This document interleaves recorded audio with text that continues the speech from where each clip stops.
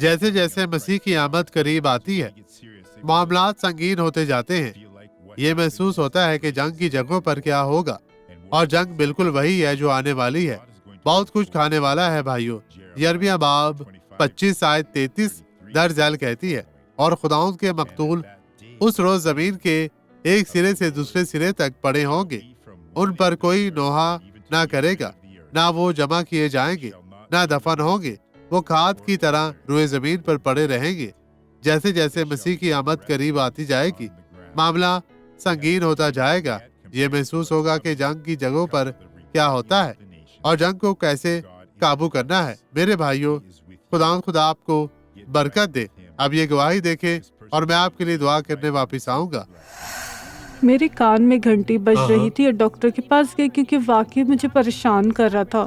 میں ڈاکٹر کے پاس گئی، اس نے کہا یہ بھول بھلائیاں ہیں اور اس سے کچھ دوائیاں لکھ دی۔ ہماری بہن کے ساتھ ایسا ہوا۔ اب دوائی سے کوئی فائدہ نہیں ہو، لیکن میں ٹھیک ہوں۔ تو یہ چلا گیا ہے، گئی۔ خدا کا شکر ہو۔ آمین، خدا کی تعریف ہو۔